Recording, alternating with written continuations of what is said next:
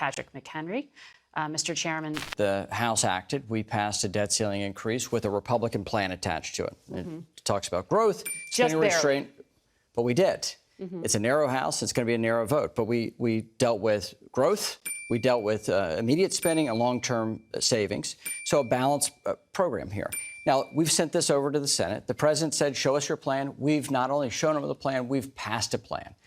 The Senate can't do it now with 43 senators saying we're not going to go along with the Schumer plan for a clean debt ceiling increase, the Biden plan. And now President Biden has to come to the table for a negotiated solution. He needs to listen to his economic advisors, not his political advisors, and take this very seriously, given the late stage that we're currently in. What does a bipartisan deal actually look like?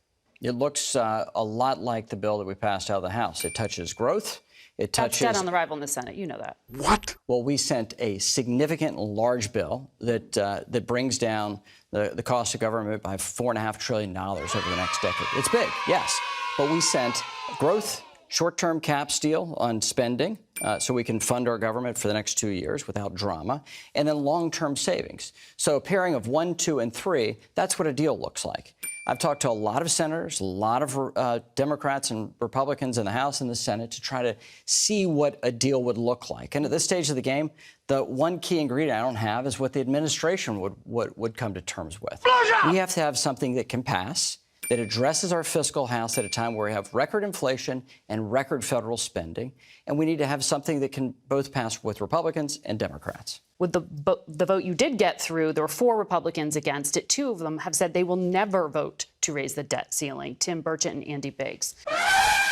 President who would not have a second meeting with the Speaker of the House. The first meeting was February 1st, where 100 days passed.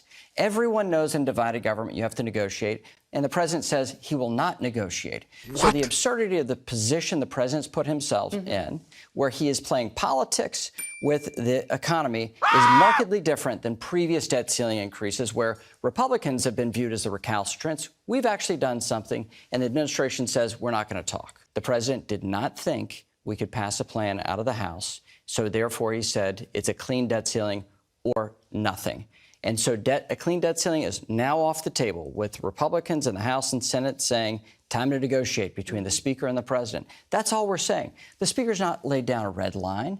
That's been done in previous iterations of the debt ceiling by Democrats and Republicans in the legislative branch. He didn't do that. There are no red lines other than the fact that we must address our fiscal house at a time where federal spending is up 40% from pre-COVID levels. I think it's a reasonable thing for us to do. And in fact, that's what the American people say. 3 out of 4 Americans say the president should negotiate with the Speaker to address our fiscal house. I want to get to banking, too, but just very quickly, is a short-term patch off the table, short-term lift to the debt ceiling? I think everything's on the table at this point.